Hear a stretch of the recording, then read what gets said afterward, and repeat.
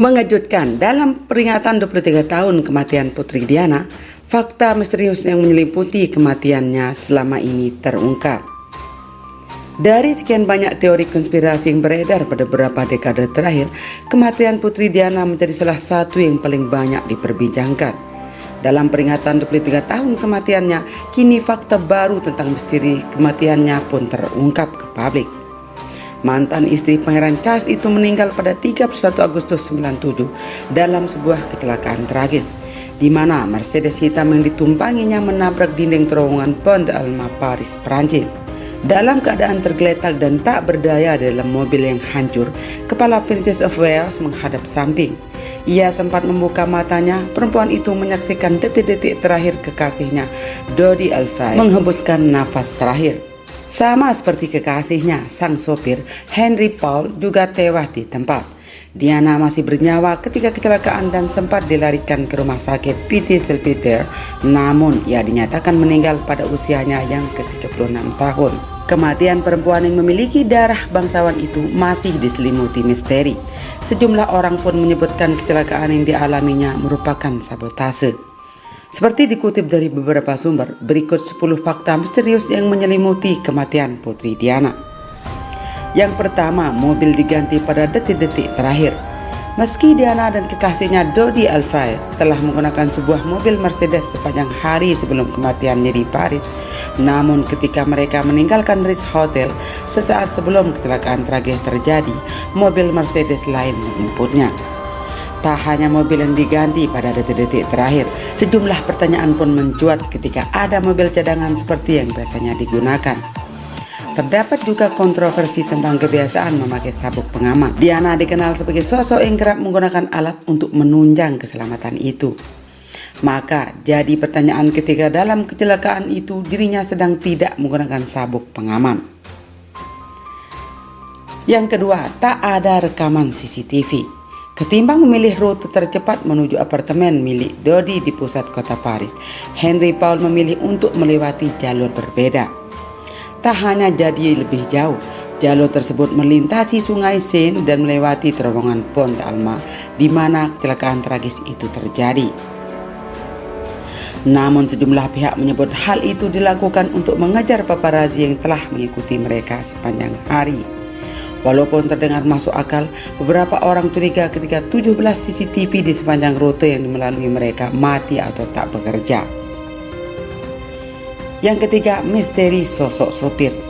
Sopir mobil nahas, Henry Paul, disebut-sebut sebagai orang yang bertanggung jawab atas kecelakaan maut, terutama setelah ia dituduh menyetir dalam keadaan mabuk. Ternyata Paul juga pernah bekerja untuk intelijen Prancis dan Inggris. Tak hanya itu, sejumlah uang dalam jumlah besar tercatat dalam rekeningnya pada beberapa bulan terakhir sebelum kecelakaan maut di Paris terjadi. Yang keempat, telepon misterius.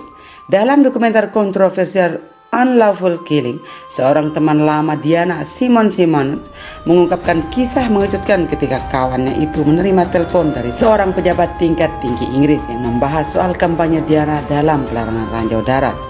Ketika Diana memberikan telepon itu kepada Simons, ia dapat mendengar seorang pria berkata, "Jangan ikut campur dalam hal-hal yang Anda tidak ketahui, karena Anda tahu kecelakaan bisa saja terjadi." Diana menganggapnya sebagai ancaman serius dan khawatir bahwa intelijen Inggris mendengar percakapan teleponnya. Beberapa tahun setelah kematian Diana, terungkap bahwa lembaga intelijen Amerika Serikat seperti NSA memiliki ribuan transkrip teleponnya. Yang kelima, surat yang memprediksi kematian Putri Diana. Beberapa bulan menjelang kematiannya, Diana mengirim surat kepada dua teman dekatnya, yakni Kepala Pelayan Paul Burrell dan pengacaranya Lord Measham. Kepada mereka, ia mengatakan dengan jelas bahwa keluarga kerajaan dan suaminya telah merencanakan kematiannya dan kemungkinan disebabkan kecelakaan mobil. Ketika Burrell menunjukkan surat itu ke publik dan memamerkannya kepada awak media, Lord Measham memilih untuk memberikan surat itu kepada kepala kepolisian yang saat itu sedang bertugas, Lord Camden.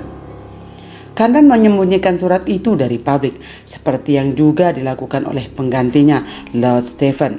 Meskipun ilegal untuk menahan bukti penyelidikan, meski demikian tidak ada tindakan yang diambil untuk kedua kepala kepolisian itu. Yang keenam, 81 menit momentum kritis. Diana tak dikeluarkan dengan segera dari kendaraan yang ringsek, di mana ia harus menunggu hampir 37 menit setelah kecelakaan terjadi. Hal itu dianggap ganjil karena sisi mobil tempat ia duduk tidak mengalami kerusakan parah. Total Diana yang kala itu sudah tak berdaya harus menunggu selama 81 menit ambulan yang menjemputnya datang dan melarikannya ke rumah sakit. Ahli medis yang bersaksi di pengadilan mengatakan jika Diana dikeluarkan dari tempat kejadian dan dilarikan ke rumah sakit lebih cepat, kemungkinan ia akan selamat. Yang ketujuh, kecepatan ambulan. Ketika ambulan akhirnya datang dan membawa Diana ke rumah sakit, kendaraan itu melaju di jalan khusus pedestrian dengan kecepatan 19 km per jam. Hal tersebut dipertanyakan oleh para penyidik, peneliti, tenaga medis, dan para ahli. Namun terdapat alasan di balik lambatnya kecepatan tersebut. Ambulans itu dilengkapi dengan alat medis canggih di dalamnya yang memungkinkan tim darurat untuk melakukan tindakan kepada pasien segera mungkin. Jika melaju dengan kecepatan tinggi, dikhawatirkan tenaga medis tak dapat bekerja dengan baik. Yang kedelapan, misteri Fiat Uno berwarna putih.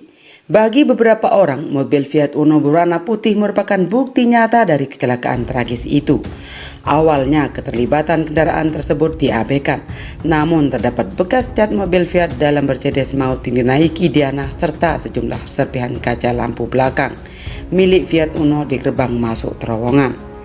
Sejumlah orang menduga terjadi tabrakan antara Mercedes yang ditumpangi Diana dengan Fiat Uno sehingga membuat Henry Paul kehilangan kendalinya. Beberapa orang mempertanyakan apakah pengemudi Fiat Uno sengaja mencelakai mobil yang dinaiki Diana. Kecurigaan pun bertambah ketika Fiat Uno tak pernah ditemukan meskipun telah dilakukan pencarian. Beberapa pencetus teori konspirasi mengatakan mobil itu merupakan milik mantan agen M16 James Anderson yang membunuh diri di beberapa tahun setelah kematian Diana. Anderson memiliki Fiat Uno putih yang secara resmi dinyatakan tak terlibat dalam kecelakaan maut. Selanjutnya, misteri yang ke-9, kilatan cahaya di terowongan. Banyak saksi mata yang mengatakan kepada pihak penyelidik dan media bahwa terdapat kilatan cahaya yang mereka lihat di gerbang masuk terowongan hanya beberapa detik sebelum Mercedes maut menabrak dindingnya. Sejumlah orang mempertanyakan apakah kilatan cahaya itu sengaja untuk membuat Paul Henry tak dapat melihat dengan jelas sehingga ia kehilangan kontrol. Yang ke-10, terowongan terlalu cepat dibuka. Kecelakaan yang merenggut nyawa Putri Diana terjadi dini hari pada 31 Agustus 97 silam. Namun beberapa jam setelah kecelakaan, terowongan itu dibuka untuk umum dan beroperasi seperti tak pernah terjadi apa-apa. Pihak penyidik bersikeras bahwa mereka telah mendapatkan segala hal yang mereka perlukan di tempat kejadian. Jadi pihaknya tak perlu untuk menutup area tersebut. Namun banyak orang mengkritisi hal tersebut, mungkin ada bukti yang tertinggal yang membuat kasus kematian Diana misterius. Misteri selanjutnya yaitu Diana hamil anak seorang pria muslim yaitu Dodi Al-Fayed. Sebuah drama yang dipentaskan di teater West End, London pada Februari 2015 silam membangkitkan kembali kisah lama yang misterius, yakni tentang kematian salah satu perempuan paling terkenal dalam sejarah Inggris Raya yaitu Putri Diana.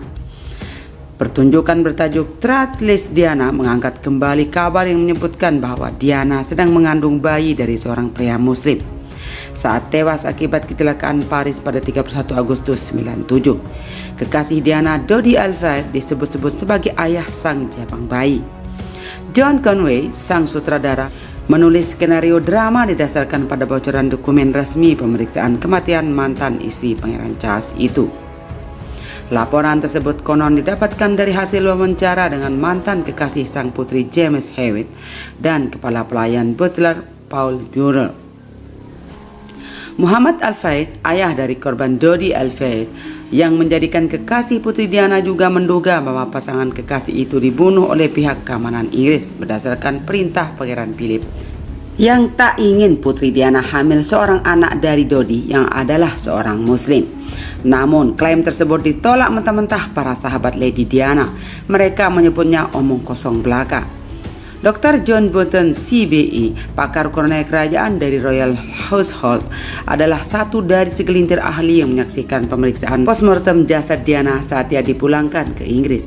Menurut dia, tak ada bukti yang mengarah bahwa Diana tengah hamil saat meninggal dunia.